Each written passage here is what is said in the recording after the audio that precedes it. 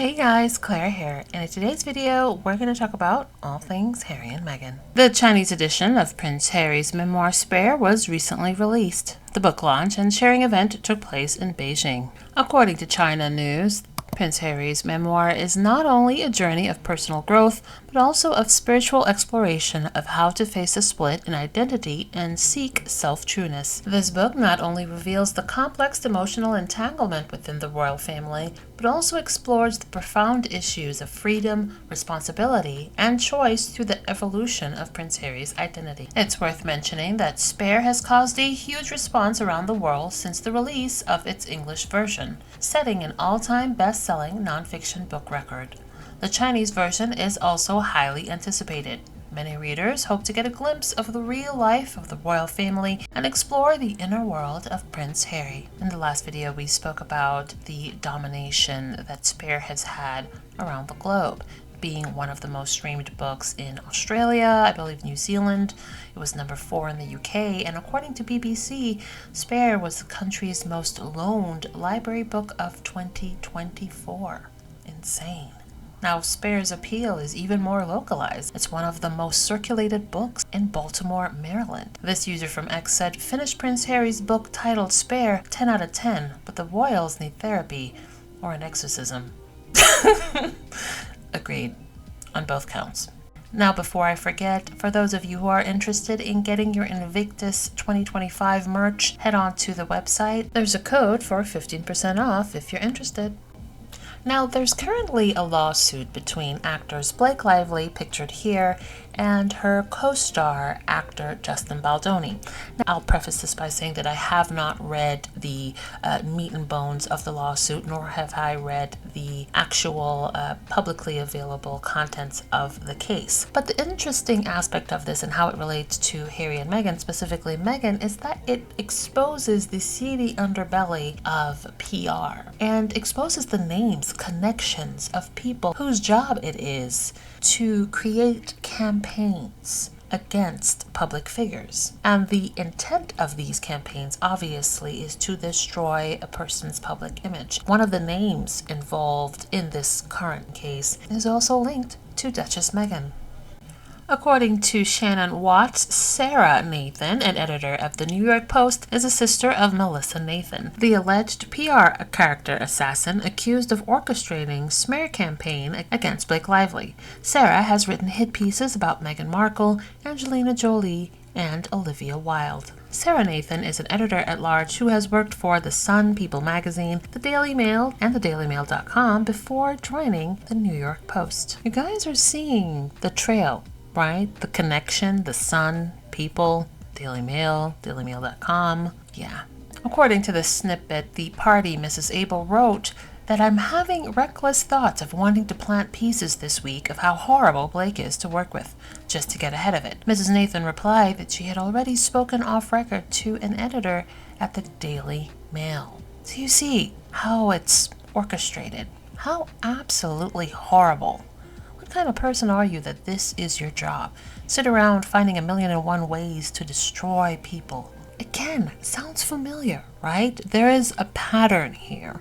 You see the same people working with the same media sources to implement the same sort of methodologies to attack other people's public persona. And that is the entirety of their job. Now, this article from the New York Times with the headline, "We Can Bury Anyone Inside the Hollywood Smear Machine." This user on X, Kim Jenny, says the PR machine orchestrated hate on Meghan is the biggest and most sophisticated one I've ever seen. Till today, about 50 hate videos daily, averaging 150,000 views on YouTube alone. It's insane. This person here, Benjamin Ryan, who has spoken about this before and closely works within the media, talks about the things that he has noticed about this campaign as it relates to Meghan. According to Benjamin, it's time for someone to investigate and deconstruct the wildly profitable 24/7 Meghan Markle media and social media hate machine. I used to have a writing gig that gave me a peek at how the Meghan Markle media hate machine works. If only because for a year I had to read almost all the Meghan Markle hate coverage. Never once did I identify a single thing she certifiably did that reflected poorly on her character. It is my opinion that hating Meghan Markle likely generates hundreds of millions of pounds of annual economic activity. I can't prove this, but the hate would not persist if it wasn't making people money. And this is true. Money offered. Let's not forget. Simon Rex was offered $70,000 to lie on Meghan. So whether it's here in the US or in the UK, there are certain firms and certain names that are closely intertwined. Now, as it relates to the campaign coming from the UK, we've seen this happen. Charles and Camilla versus Diana. We've seen that all play out. And according to statistical studies, there was over 246,000 articles written about Meghan from May 2019 to April 2020. Insane. Even this Christmas, there's so many articles about Harry and Meghan, even though we didn't see or hear from them. It makes them money. With the recent release of Harry and Meghan's Polo docuseries on Netflix, there are people who have been checking out the show and realizing that the review bombing that it has received on things like Rotten Tomato or IMDb, or the tongue lashing that it receives from a certain sector of the press, from the UK specifically, is not a reflection of the show or the quality of the show in of itself, but it is a reflection of certain parts of the media having the desire to destroy or try to destroy everything that the producers of the show say or do. If I told you that Harry and Meghan made their own Drive to Survive, what sport would you guess that it was for? If you guessed polo, you would be correct. This show was 5 episodes long and it just came out at the beginning of the month on Netflix. Now, off the bat, I do want to acknowledge that the reviews have been pretty bad. So I'll be honest with you, my opinion on this show was completely different than the way I thought the public and the critics were receiving it. And I think, unfortunately, that just comes down to the fact that if anyone else had produced this show, the reviews probably would have been relatively positive. The show is targeted at an American audience that does not know anything about polo and is being introduced to the world for the first time. The show focuses on the US Open, which is only one of a number of tournaments that happens on the polo circuit. What I thought was really well done about this show is the fact that they really integrate the educational aspects of the sport very easily in. Diagrams and simple animation are used very well to explain what's going on, and those explanations are integrated in both by players and by people who are very familiar with the sport but also still a part of the documentary. They actually found ways to explain what you need to know about the sport while it's happening without feeling like there's a large jarring break in the narrative. It's very easy to pick people that you want to root for and people that you don't like, and so I would say that the reviews and the headlines are so specifically targeted at the producers of this show, who quite frankly are barely in it. Out of all 5 episodes, Harry and Meghan are literally on screen for less than 7 minutes. And I think if you actually watch the show, you'll see very clearly that this does accomplish what the show intended to. If you showed this to someone who knew nothing about polo, they would have a favorite athlete, they would learn enough of the basics of the sport to watch a match, and they would feel invested in the overall narrative of the sport. So if you watched polo, did you enjoy it? And would it make you want to go watch a match? With just about every holiday season, we can, for the most part, predict the type of stories that are going to be put out by the UK press. And of course, this year's slew of stories are pretty predictable. This one says that King Charles's sad wish as he spends another Christmas not seeing Archie or Lilibet. I'm sorry, Charles is the king of the UK. He flies all over the world. He can fly to California. Also, he took away their security. Took away Frogmore. So, not buying it. Morning, friends, and it turns out that Charles is still continuing trying to win the Father of the Year award. I'm not sure he's going to get it, because the Daily Mail are telling us that because he didn't mention Harry or Andrew in the speech, there's some hidden messages for them in there. Who really cares? For the people that are watching outside of the UK, I'll tell you that a cartoon about a crazy inventor and his dog, Wallace and Gromit, Google it, got a heck of a lot more views than this guy's speech, which was forcibly broadcast on every single channel. If your television was on, even if no one was watching it, that would have been counted as a view, which seems a bit odd to me. I wonder what Harry would have to say about his year and how his father, Charles, with unlimited resources, staff, time and money, has not even seen his own grandchildren for 5 years. I wonder if Harry would question why Charles had none of his children or his grandchildren, his paternal grandchildren, at his Christmas lunch event. Camilla filled it up with her side of the family, his own children, paternal children and paternal grandchildren didn't even want to go. Comments are open, guys, as ever. Will 2025 be the year of change in the UK? I flipping hope so. Gee, the King's speech is confusing, isn't it? Like, this year we found out that charities are paying the royal family for using their land, essentially. The NHS gives money to the royal family. And yet they've done the King's speech from NHS premises. And I find that really difficult because nobody speaks anymore about the revelations made in that documentary and that report. But it's still there, isn't it? And then we see Charles shaking hands with the D-Day veterans. But Charles is there with like so many medals on, and he hasn't earned any of them. He wasn't in a battle. For sure, he was in the armed services for a bit, but he's got like a lapel full of medals for simply being born into the right family. And those blokes in the wheelchairs have got a couple of medals for fighting for our freedom. It's just very odd. And then you've got the little clip of William helping out at the food bank. And I get it, but they're loaded. They could literally single-handedly feed all those people.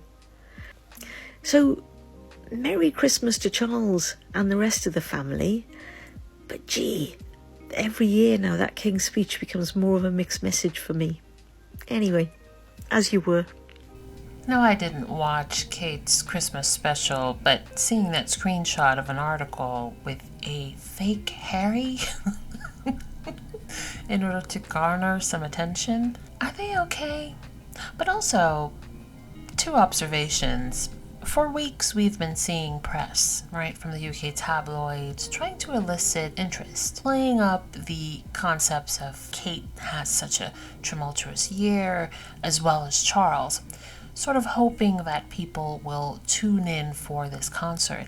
And even with all of the press that's been done via the tabloids from the usual suspects, Kate's royal carols together at Christmas came in at a whopping number 42. So its viewership decreased from last year, even with all of the press that, like I said, talks about how tough of a year it was for Kate with the big C and all of that. So, I don't know. It's interesting that royal fans put in far more energy into review bombing Harry and Meghan's projects, like the Polo documentary, but they're not really showing up in droves to watch content from William or Kate. Not the Earthshot Prize, where it was like, how many people tuned off within 2 minutes of watching the show? And this coming in at 42? That's crazy. So they got all the energy for Harry and Meghan, but no energy for their faves. Interesting. Also, there are some people who were noting the attendance of so many people in the press at Kate's event. And these were the same people who were completely incensed when Harry and Meghan talked about the transactional nature between many of these people from ITV and whatnot, who, in order to provide glowing reviews and commentary on members of the family, get access to them, get invited to certain events. The visible-invisible contract strikes again. Now, what are Nia and Jennifer attempting to get you to believe, the two authors of this headline? What are they trying to convey to you? King Charles's sad wish as he spends another Christmas not seeing Prince Archie and Princess Lilibet. What do you think they're trying to convey to you? Let me tell you, these two are trying to convince you that Charles, Harry's father, the same father who carried on an adulterous affair for years on Harry's mother, the same father who is now married to that mistress, the same father who utilized his position and power to throw his son Harry under the bus in an attempt to rehabilitate the mistress to whom he is currently married, her reputation. The same father who stole Frogmore Cottage from Harry and his wife and children, because that cottage was a gift from Harry's grandmother. They're trying to convince you that this person is saddened and heartbroken over not seeing Prince Archie and Princess Lilibet, his grandchildren. And you might hear me and you may say, Carol, I don't believe King Charles did any of that. I think that's all a lie. I don't think he's done anything you've said. Cool. Let me ask you this. If you believe nothing else, do you believe a loving father would sit back in silence as the British media has relentlessly gone after not only Harry and Meghan, but their children as well? And he has sat in silence and said nothing. Does that sound like the loving grandfather that's being painted here? With all this talk being sparked from the recent filing by Blake Lively on targeted campaigns being perpetuated against certain people online, specifically heavily pushed in social media, it is no surprise that one of the longest running smear campaigns that has been ongoing and relentless was brought up in multiple separate conversations and threads against one Meghan Markle. Which brings me to this blog post I saw from JP Cohen-Nabo called The Shameful Campaign Against Meghan Markle, Why It's Time to Push Back.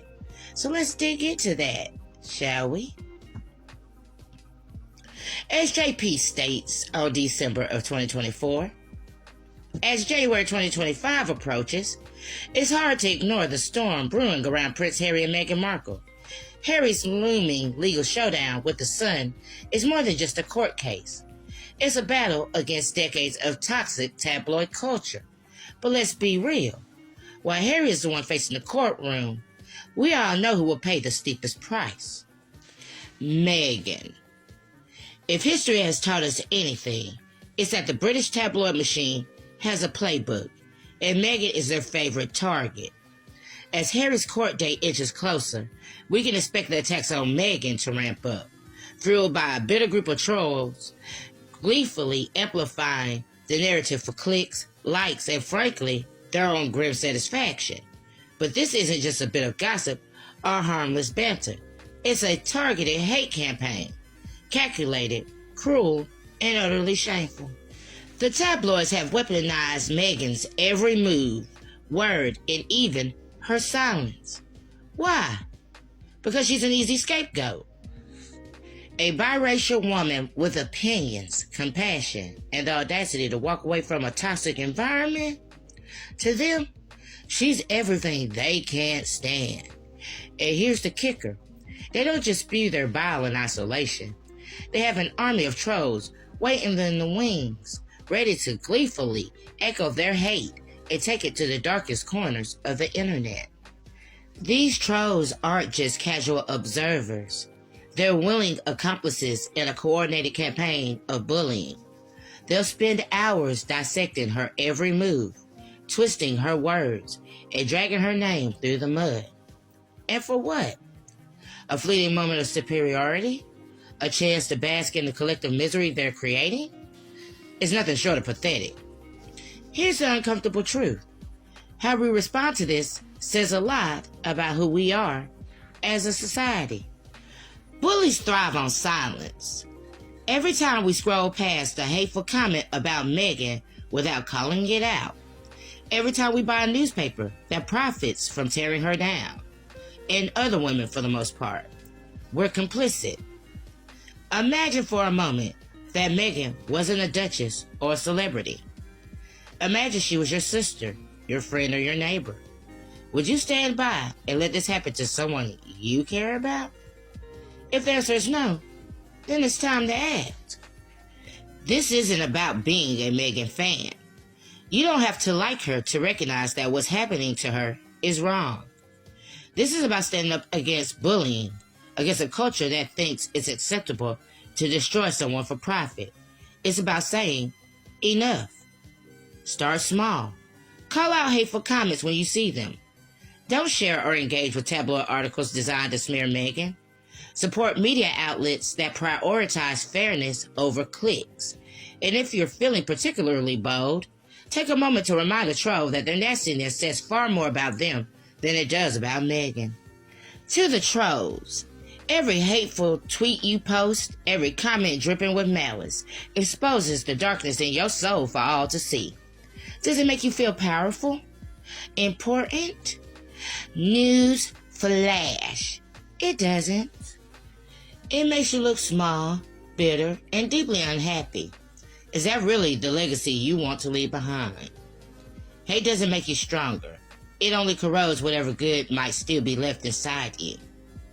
Meghan Markle isn't perfect. No one is. But the campaign against her has nothing to do with perfection and everything to do with cruelty. It's time to choose sides, and this is an easy one. Decency, kindness, fairness. These aren't radical ideals. They're the bare minimum we should expect from ourselves and each other. So as the trolls and tabloids gear up for their next round of attacks, let's push back. Let's make it clear that this kind of behavior has no place in our society. Meghan deserves better. We all deserve better. And together, we can make it happen. Woo, Parsons, what do y'all think? Y'all agree with JP? Personally, I quite agree with JP's sentiment. You do not have to actually like a person to recognize that a situation that is going on is wrong.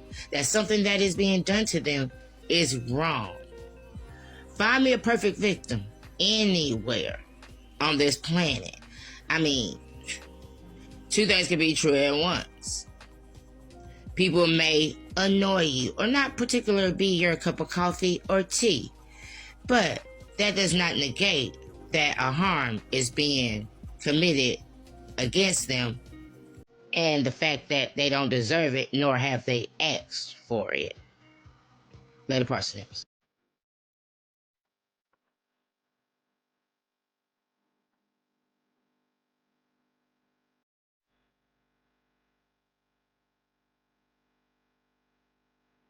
Thanks for watching. Don't forget to like and subscribe. Also, hit that notification bell.